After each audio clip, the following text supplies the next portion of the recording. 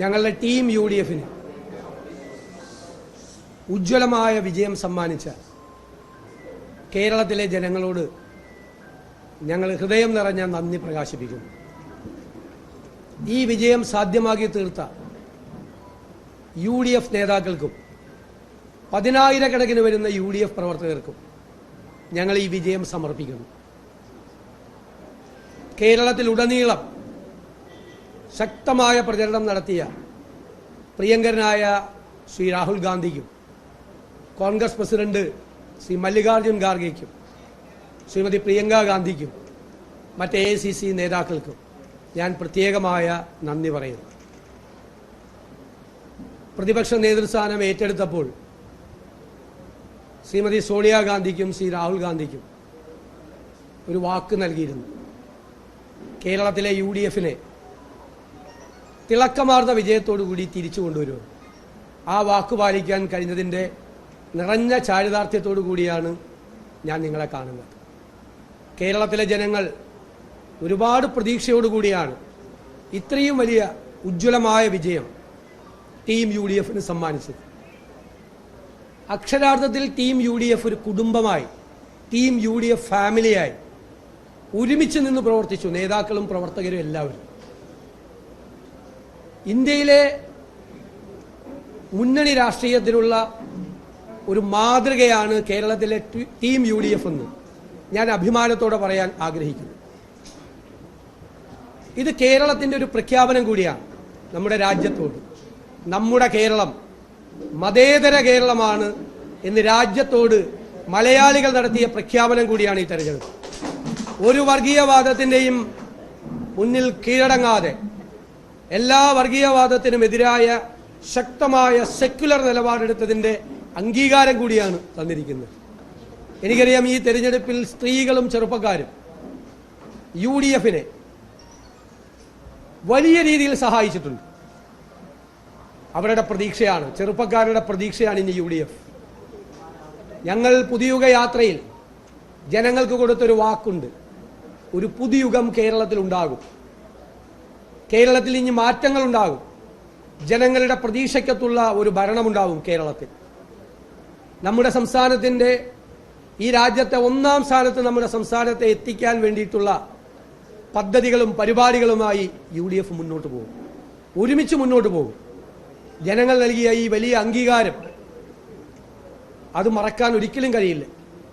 അതവരുടെ പ്രതീക്ഷയും അവരുടെ സ്വപ്നവുമാണ്. അതിനെ ഞങ്ങൾ യാഥാർത്ഥ്യമാക്കും.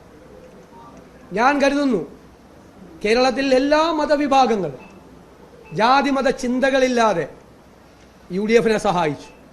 കേരളത്തിലെ എല്ലാ പ്രദേശങ്ങളിൽ നിന്നും, നമ്മൾ മലബാറെന്നും കൊച്ചിയെന്നും തിരുവിതാംകൂർ എന്നൊക്കെ ഇപ്പോഴും വേർതിരിച്ച് സാധാരണ പറയാറുള്ള ഈ കേരളത്തിലെ എല്ലാ പ്രദേശത്തും വലിയ വിജയമാണ് ഉണ്ടായത്. ജാതി മതത്തിന് അപ്പുറത്തായി, സ്ഥലങ്ങളുടെ പ്രത്യേകതയ്ക്ക് അപ്പുറമായി ഉള്ള വലിയ വിജയം, കേരളത്തിലെ എല്ലാ ജനങ്ങളും നൽകിയ വലിയ വിജയമാണ് UDFനുണ്ടായിരിക്കുന്നത്. തികഞ്ഞ ഉത്തരവാദിത്ത ബോധത്തോടു കൂടി ആ ജനങ്ങളുടെ പ്രതീക്ഷകൾ നിറവേറ്റാനുള്ള ശ്രമം UDFൻ്റെ ഭാഗത്തു നിന്നുണ്ടാകും. ഞാൻ കരുതുന്നത്, നേരത്തെ പറഞ്ഞതുപോലെ വർഷങ്ങളായി CPMന് വോട്ട് ചെയ്യുന്നവർ, ഇടതുപക്ഷ സഹയാത്രികരായിട്ടുള്ള ആളുകൾ എല്ലാവരും ഞങ്ങളെ സഹായിച്ചിട്ടുണ്ട്. ഞാൻ അവരോടെല്ലാം നന്ദി പറയുന്നു.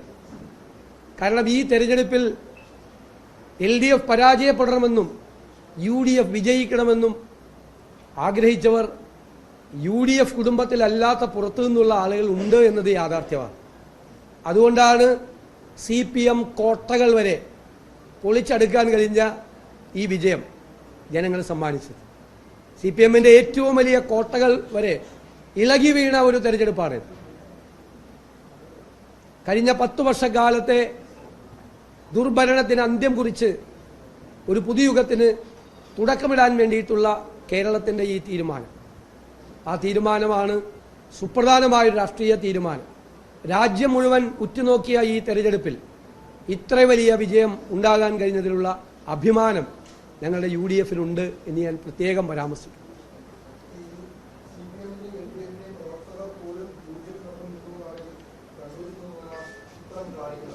ഇത്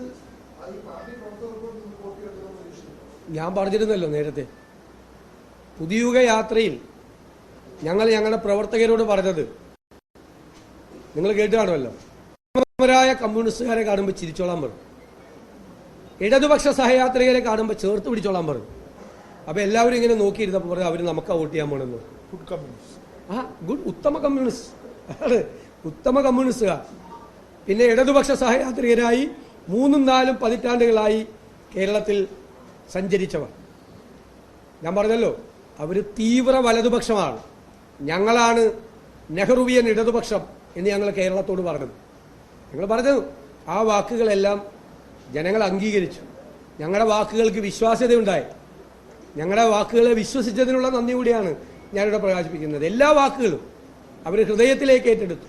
വർഗീയതയ്ക്കെതിരായിട്ടുള്ള ഞങ്ങളുടെ അതിശക്തമായ നിലപാട്, പുതിയ കേരളത്തെക്കുറിച്ചുള്ള, പുതുയുഗത്തെക്കുറിച്ചുള്ള ഞങ്ങളുടെ ചിന്തകൾ, ഞങ്ങളുടെ സ്വപ്നങ്ങൾ, ഞങ്ങളുടെ പദ്ധതികൾ, ഞങ്ങളുടെ പരിപാടികൾ കഴിഞ്ഞ 2 വർഷമായി ഇന്ത്യയിൽ ഒരു പ്രതിപക്ഷവും ചെയ്യാത്ത ജോലിയാണ് ഞങ്ങൾ ചെയ്തത്. എന്താ ചെയ്തത്? എവിടെയെല്ലാം ഗവൺമെന്റ് പരാജയപ്പെട്ടോ അവിടെയെല്ലാം ഒരു ഓൾട്ടർനേറ്റീവ് ഉണ്ടാകണം, ബദൽ ഉണ്ടാകണമെന്ന് കരുതി ആരോഗ്യ മേഖലയിൽ, സാമ്പത്തിക മേഖലയിൽ, വിദ്യാഭ്യാസ മേഖലയിൽ, ഇൻഫ്രാസ്ട്രക്ചർ രംഗത്തെല്ലാം ഞങ്ങൾ പഠനം നടത്തി, ഗൃഹപാഠം ചെയ്തു. എന്നിട്ട് തയ്യാറാക്കിയ പദ്ധതികളാണ് പുതുയുഗ യാത്രയിൽ. ന്യൂ ഈറയാണ്, പുതിയ യുഗമാണ് ഞങ്ങൾ ജനങ്ങളുടെ മുന്നിൽ അവതരിപ്പിച്ചത്. അത് ജനങ്ങൾ ഹൃദയത്തിലേക്ക് ഏറ്റുവാങ്ങി. എനിക്ക് അഭിമാനമുണ്ട്, കേരളത്തിന്റെ രാഷ്ട്രീയ ചരിത്രത്തിൽ ഒരു ഹർത്താലും ബന്ധും പോലും നടത്താതെയാണ് ഈ പ്രതിപക്ഷം ഈ വിജയം നേടിയെടുത്തത്. ഒരു ഹർത്താലും ബന്ധും നടത്താതെ. ഇത് നമ്മുടെ പുതിയ കേരളമാണ് എന്ന് കേരളത്തിന് പുറത്തേക്കുള്ള ഒരു സന്ദേശം കൊടുക്കാൻ ഞങ്ങൾ പ്രതിപക്ഷത്തിരുന്നു കൊണ്ടും ഞങ്ങൾ ശ്രമിച്ചു. ഞാനൊരു ജോൺ ഇരിക്കുന്നുണ്ട് അടുത്ത്, എന്നാലും ഞാൻ പറയാം, ഒരു കോൺഗ്രസ്സുകാരൻ എന്നുള്ള നിലയിൽ എനിക്ക് അതിനേക്കാളേറെ ഒരു വലിയ സന്തോഷമുണ്ട്. കേരള ചരിത്രത്തിൽ ഇന്ത്യൻ നാഷണൽ കോൺഗ്രസിന്റെ നിയമസഭയിൽ ഏറ്റവും കൂടുതൽ സീറ്റുകൾ വാങ്ങിച്ചെടുത്ത തെരഞ്ഞെടുപ്പാണ്. ഏറ്റവും കൂടുതൽ സീറ്റുകൾ ചരിത്രത്തിൽ 62 ഉള്ളു. 2001 60-ൽ 60 സീറ്റ് അല്ലേ? 77-ൽ 38 സീറ്റുകൾ. 2011 ജയിച്ചപ്പോൾ 38 സീറ്റുകൾ. ഏറ്റവും കൂടുതൽ സീറ്റുകൾ കോൺഗ്രസ് കേരള ചരിത്രത്തിൽ, രാഷ്ട്രീയ ചരിത്രത്തിൽ ഇന്ത്യൻ നാഷണൽ കോൺഗ്രസിന് ഏറ്റവും കൂടുതൽ സീറ്റുകൾ നേടി.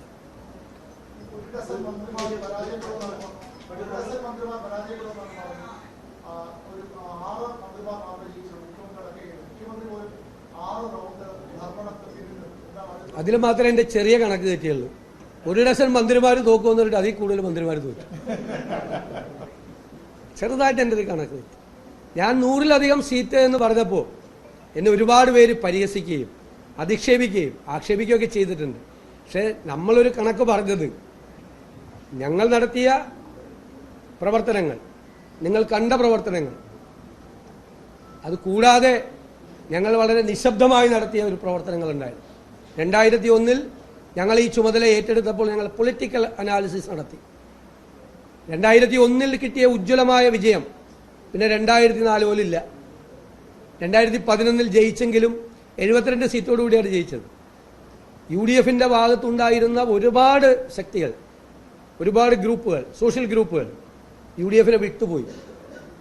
ഞങ്ങൾ വളരെ നിശബ്ദമായി നടത്തിയ പ്രവർത്തനത്തിലൂടെ അവരെ എല്ലാവരെയും ഞങ്ങൾ തിരിച്ചു കൊണ്ടുവന്നു.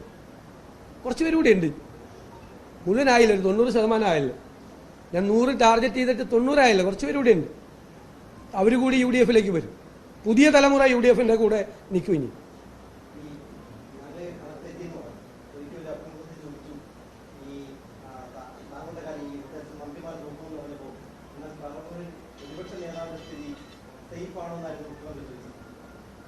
ഞാനതിന് മറുപടി പറഞ്ഞില്ല.